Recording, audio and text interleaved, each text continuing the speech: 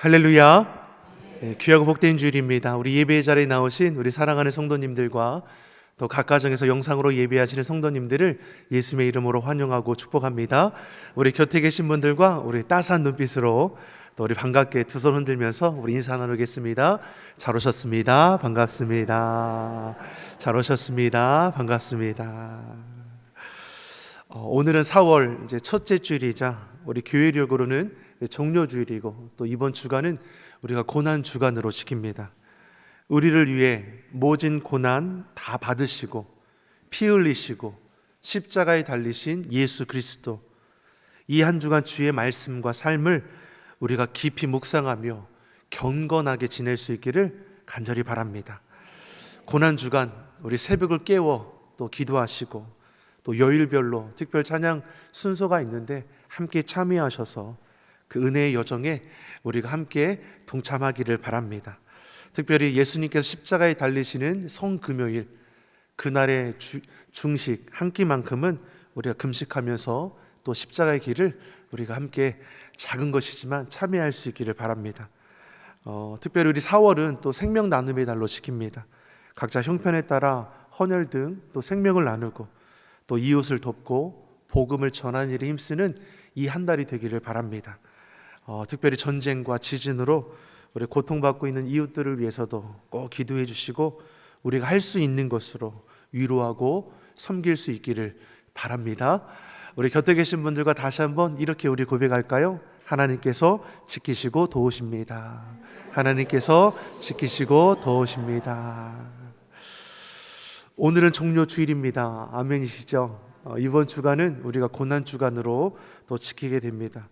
우리가 요일별로 구분해 보자면, 오늘 예수님께서 오늘 말씀을 읽은 것처럼 예루살렘에 어린 나귀를 타고 이제 입성하게 되시죠. 그리고 월요일에 성전을 깨끗하게 하십니다. 그리고 화요일에 유대 지도자들과 논쟁을 또 벌이게 됩니다.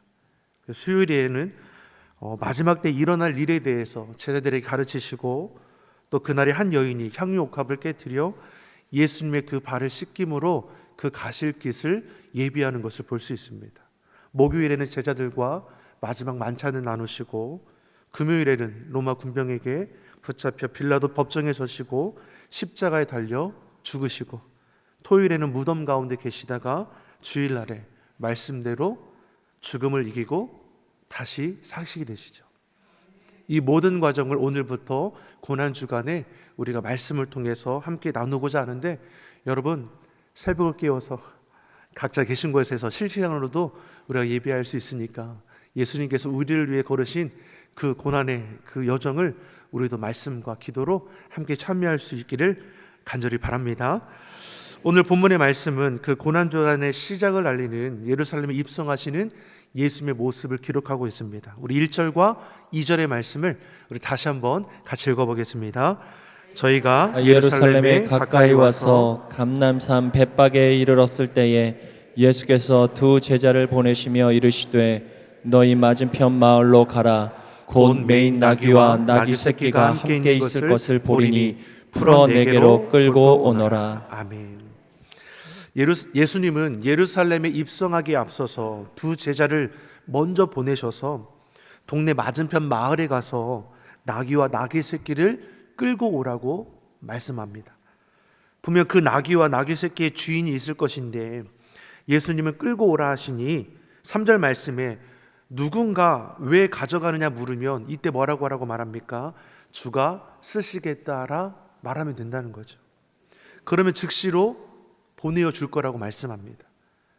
사실 예루살렘의 입성은 죽음을 위한 입성입니다.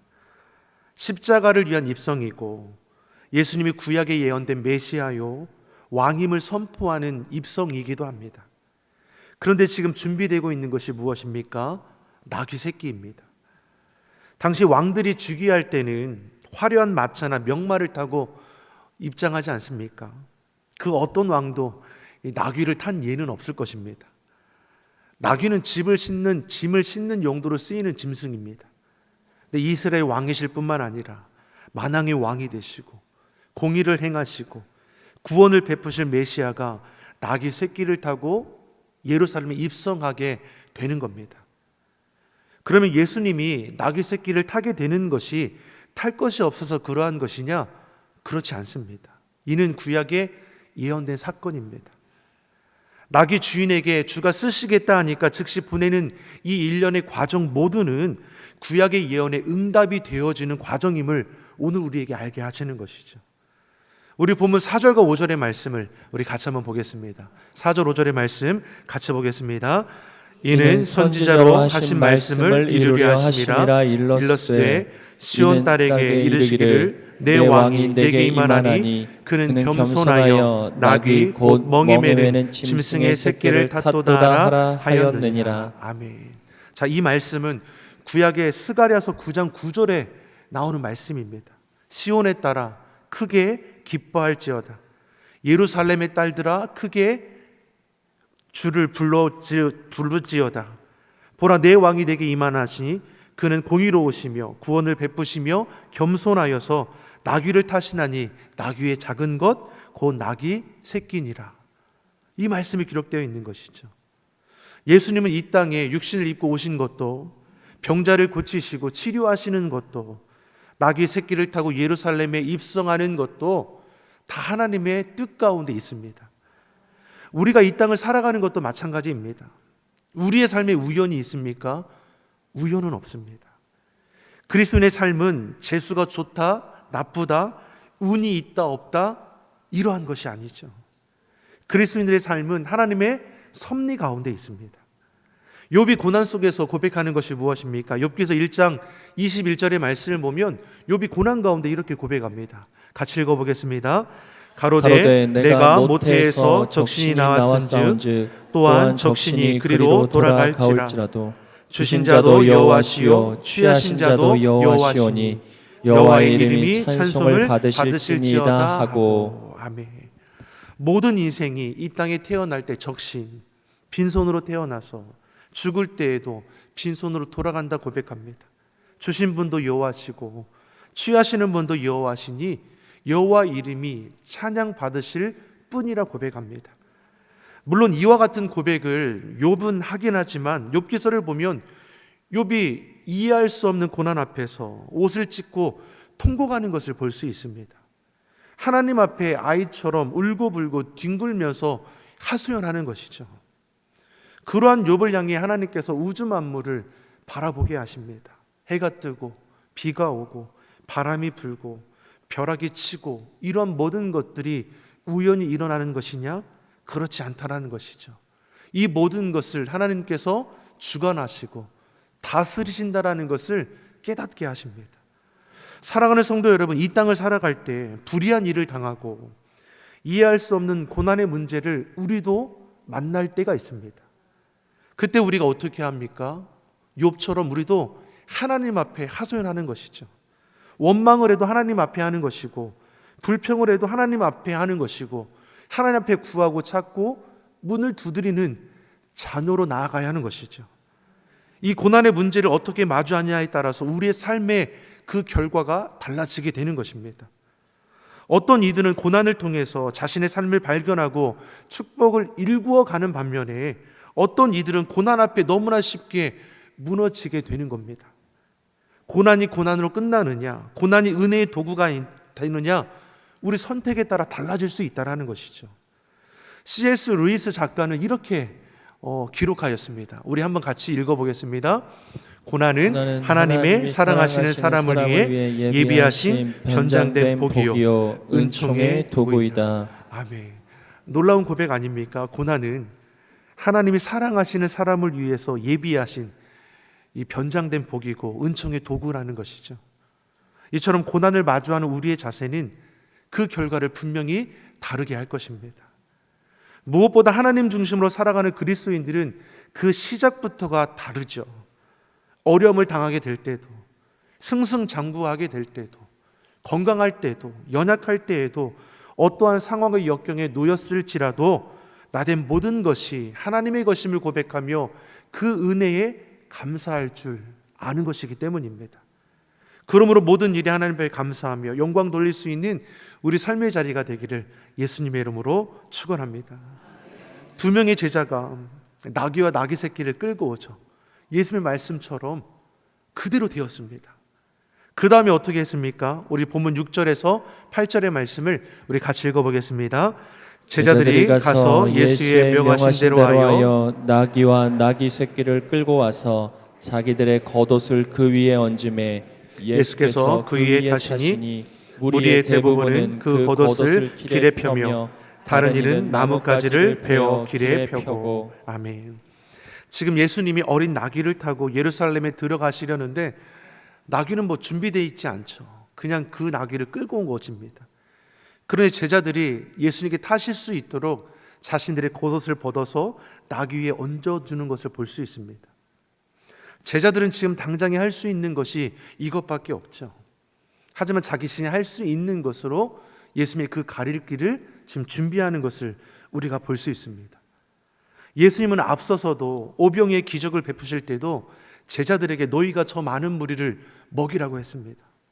이때 제자들은 어떻게 생각했습니까? 저 많은 무리들을 우리가 무슨 수로 먹일 수 있을까? 우리가 가진 재정으로는 도저히 먹을 수 없음을 예수님께 고백하는 거죠. 이때 예수님께서 뭐라고 말씀합니까? 너희가 가진 것을 내게 가져오라는 것이죠. 제자들은 물고기 2마리와 떡 5개를 주님 앞에 가지고 나와왔고 예수님은 그것을 축사하신 후에 나누어서 먹게 하셨습니다. 그 자리에 있던 많은 무리, 5,000명 이상의 많은 무리들이 먹고도 그 남은 조각이 12광주리가 되었다라고 성경은 기록하죠.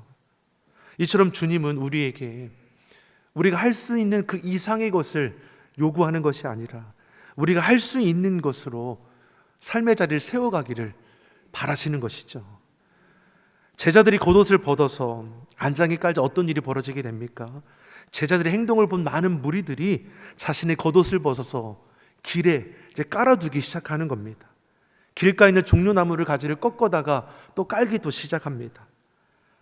이는 예수님을 왕으로 환호하기 위한 그 경의의 표시가 되는 것이죠. 북왕국 이스라엘의 예후 왕이 즉위할 때 그 친구들이 이와 같은 행동을 취했습니다. 종려나무 가지를 베어서 길에 편 것도 어떤 의미가 있습니까? 전쟁에 승리한 장수를 기뻐하며 환영할 때 하는 행위이죠. 즉 예수님께서 예루살렘에 입성하는 그 상황을 많은 무리들이 어떻게 지금 환영하고 있는 것입니까? 예수님을 구원주 메시아로 우리의 왕으로 지금 고백하는 놀라운 일들이 지금 일어나고 있다는 것이죠. 이미 예수님의 소문은 전역에 다 퍼졌습니다. 예수님이 행하신 기적들, 표적들, 이적들, 이루 말할 수 없는 그 놀라운 일들이 다 퍼졌죠. 누구는 선지자 중에 하나라고도 하지만 구약에 예언된 메시아 예수님이 가시는 곳마다 많은 일들이 일어나는 것을 보고 저들이 환호했습니다.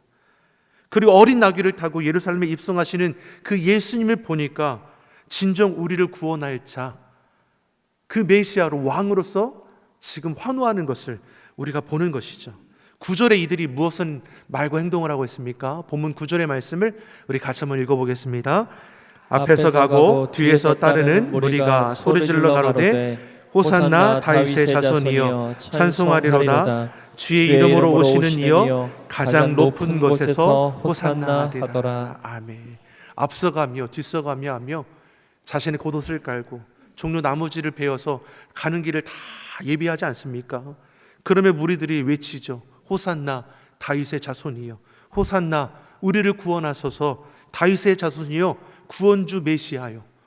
이런 놀라운 고백들이 저들 무리 가운데 나오고 있다는 겁니다. 마치 예수님을 구원주로 영접하는 것 같지만 이날에 예수님을 환호하던 이 무리들은 몇 날이 못 되어서 예수님을 십자가에 못 박으라 하며 외치는 폭도들로 변하는 것을 우리가 볼 수 있지 않습니까? 결국 그들은 무엇입니까? 겉모양만 그럴싸할 뿐이지 속 사람은 변한 것이 없는 것입니다.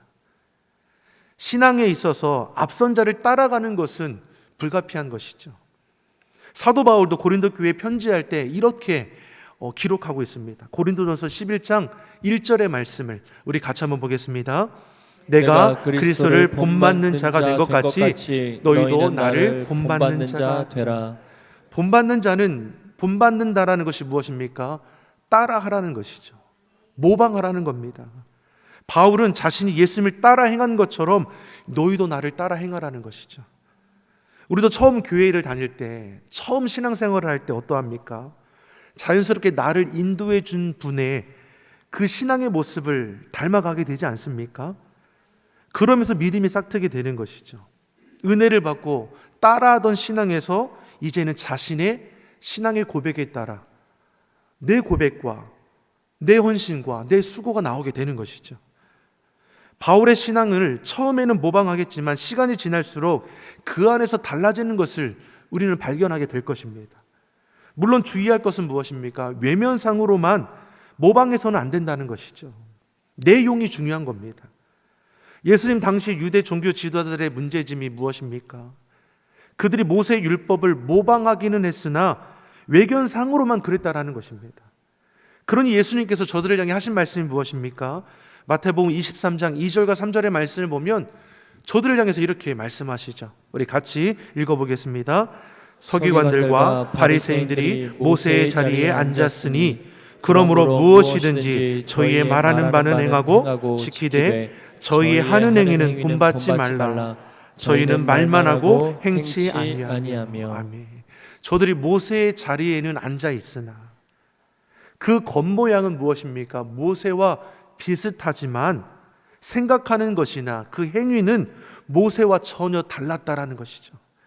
그러니 저의 말하는 바는 지켜 행하되 저들이 하는 행위는 결코 본받지 말라라는 것입니다. 겉모양이 아닌 내용이 중요합니다. 하나님은 외모가 아닌 우리의 중심을 보신다라고 하셨습니다. 겉모양을 꾸민다고 해서 속까지 달라지는 것이 아님을 알고 우리의 내용이 바울을 닮아가야 하는 것이고 우리의 내용이 예수님을 닮아가야 하는 것입니다. 교회를 오래 다녔다는 것이 곧 우리의 믿음을 나타내는 것은 아닌 것입니다. 우리의 인격이나 생활 속에 변화가 없다면 아무리 오랫동안 신앙생활을 했더라도 진정한 의미의 성도라 할 수 있을까? 우리는 의문을 갖게 될 것입니다. 9절에 보면 앞과 뒤에서 많은 사람들이 나귀를 타신 예수님을 둘러싸며 호산나 다윗의 자손이여 찬송하리로다 주의 이름으로 오시는 이여 가장 높은 곳에서 호산나 외쳤습니다.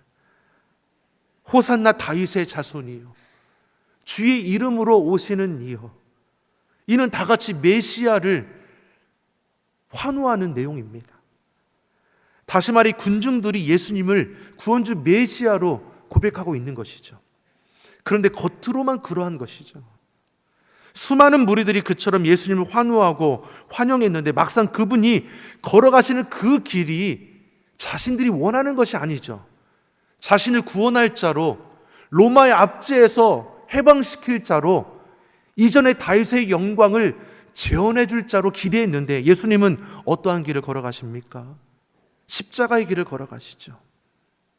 자신들이 바라는 구원주 메시아의 그러한 상의 모습과는 전혀 다른 길을 걸어가시지 않습니까? 채찍이 맞으시고 침뱉음과 온갖 조롱과 멸시를 받으시는 그 모습 앞에 실망한 군중들은 어떻게 합니까? 저를 십자가에 못 박으라 성난 소리로 외치기 시작하는 겁니다. 사랑하는 성도 여러분, 예수님께서 행하시는 현장에 사람들이 넘치게 많았습니다. 무엇을 행하는 현장입니까? 기적을 행하는 현장.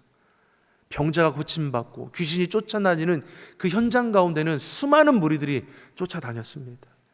그러나 모든 것을 버려두고 나를 쫓으라 할 때는 극소수의 제자들만이 쫓았습니다.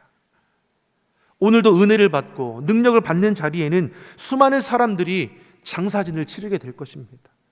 그러나 정작 자신이 참된 그리스도인이라는 것을 나타낼 수 있는 그 헌신의 자리, 희생의 자리에는 그 누가 찾아오냐, 이것을 우리에게 알게 하는 것이죠. 즉 일꾼이 되고 제자가 될 것을 다짐하는 자리에는 사람들이 찾아오지 않습니다. 그래서 이런 말들을 합니다. 기독교인들은 많은데 그리스도인은 없다는 겁니다. 여러분 이해가 되십니까? 이 시대 기독교인들은 많습니다. 종교 안에 기독교 쓰는 사람은 많지만 그리스도인들은 얼마나 되냐는 것이죠. 대개의 기독교인들이 주와 함께 영광 받기를 원하면서도 그분의 고난에는 동참하기를 싫어한다는 것입니다. 그러나 이것은 분명히 잘못된 태도일 것입니다.